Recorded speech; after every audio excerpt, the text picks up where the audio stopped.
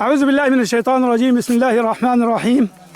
كان لنا هذا اللقاء مع الأخ عبد العزيز علي الجاك اللي هو صاحب مشروع الطماطم الصيفي في قرية سوري، يحدثنا عن تجربته مع الطماطم في سوري.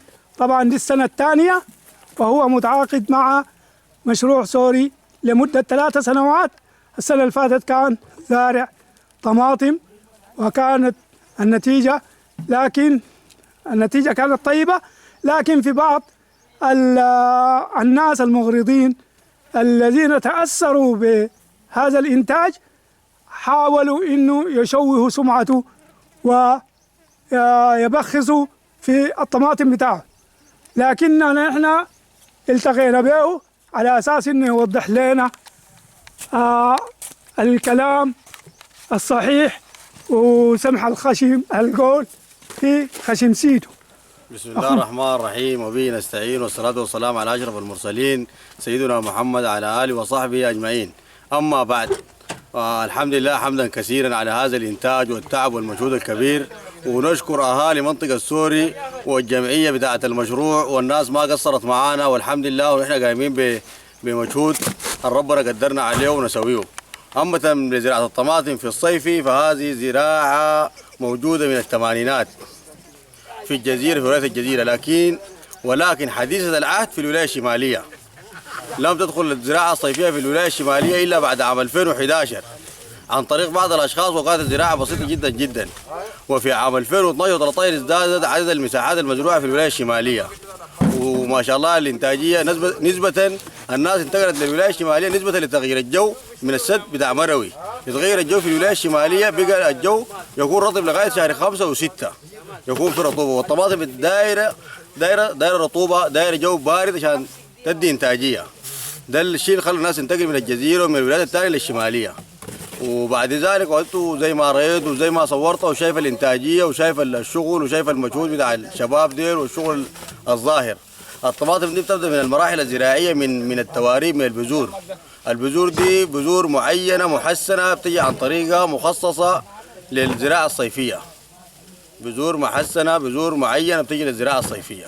ثانيا بتجي للأراضي والتحضيرات والزراعة والمزارعين والمياه وتوفير المياه في المنطقة في المشاريع. والطماطم دي زي ما بعد ما تصل المراحل دي بتمشي الأسواق وبتتعرض لكم عملية بتاعت رغابة فيها مواصفات وفيها مقاييس وفيها ضبط جودة في الخرطوم، وبتفحص، بتدخل معامل عديل كده الطماطم دي في الخرطوم، وتتوزع. الطماطم دي بتاعت سوري بقت مشهورة في السودان، منطقة سوري بالطماطم. الطماطم بتاعها بتوزع لرئاسة الجمهورية ومجلس الوزراء وبعض المطاعم الفخمة الكبيرة في الخرطوم.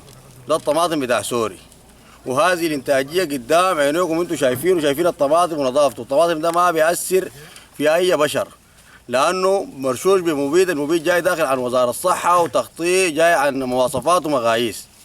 المبيد ذاته بترشب الطماطم، مدة صلاحيته 24 ساعة داخل الحقل، ما بيزيد من 24 ساعة.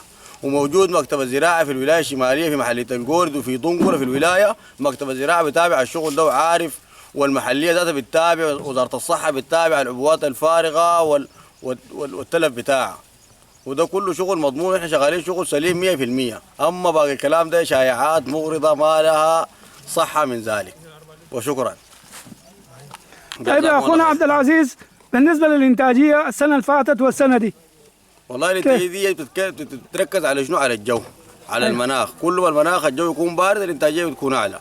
طبعا السنة دي الإنتاجية عالية زي ما شايفين. الإنتاجية أعلى من الموسم اللي فات. أي ما شاء الله ما شاء الله زي ما أنتم شايفين. هذه الطماطم، هذا الموقع الثاني، يعني في 3 أو 4 مواقع زي دي في خلال اليوم الواحد، يعني كل يوم في 4 5 مواقع زي دي بتعبي الطماطم وتعبي الدفارات، والدفارات بتطلع للخرطوم في ظرف 5 ساعات 6 ساعات تكون داخل الخرطوم وتوزع مباشرة للمواطنين. يعني أخونا عبد العزيز زي ما شرح لنا قال طوالي بتمشي توزع للأسر، يعني بتمشي توزع في ما بدوها للصبابة عشان ما يرفعوا سعرها، ما بيدوها للصبابة مباشرة، هم اللي بيوزعوها وبيدوها للمواطن طوالي، يعني من الغيط للبيت الاستهلاك طوالي مباشرة. و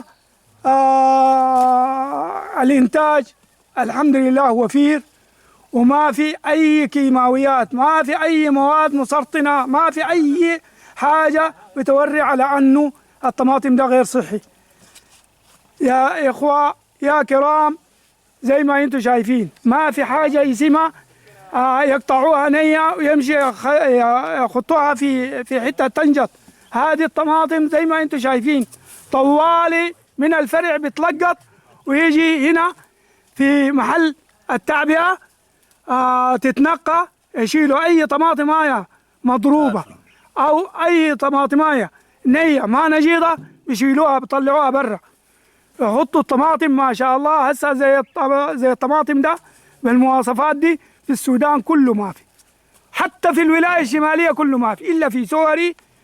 والحمد لله أخونا عبد العزيز ربنا يقوي ذراعه، ربنا يزيد له ويبارك له، والله يفرحنا جدا.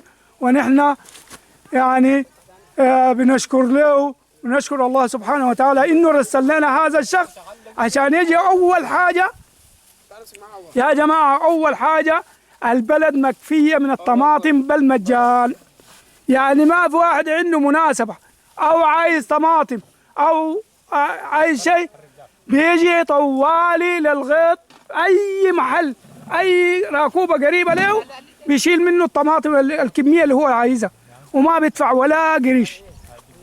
الحاجة الثانية الخضارات الثانية اللي هي زي البامية، الملوخية، الجرجير، العجور، البطيخ، ما في زول قاعد يشتري، بس طوالي بيجوا نازلين من البيوت يشيلوا أغراضهم احتياجاتهم ويمشوا بها البيت. بالإضافة إلى ذلك القشوش المزروعة حوالي الطماطم في الحواشي، القشوش دي كلها بيخلوها وبيمشوا، يعني مجانا بيشيلوها. الناس كله صاحب ساقية بينزل يشيل القشوش المزروعة في ساقيته بيديها للدواب بتاعته. الحاجة الثالثة انه الجناين شرق الجدول كلها بتشرب مويه بالمجان، ويزرعوا فيها القشوش، يزرعوا فيها اي حاجه، اي زراعه يزرعوها ما بياخذوا منهم ولا ملين. فهذه الخيرات يا جماعه جاءت عن طريق اخونا عبد العزيز علي الجاك، ونحن نشكره ونسال الله سبحانه وتعالى انه يقوي ذراعه ويزيد في ماله وفي أولاده وفي ذريته، يبارك له. وجزاكم الله خيرا، والسلام عليكم ورحمة الله تعالى وبركاته.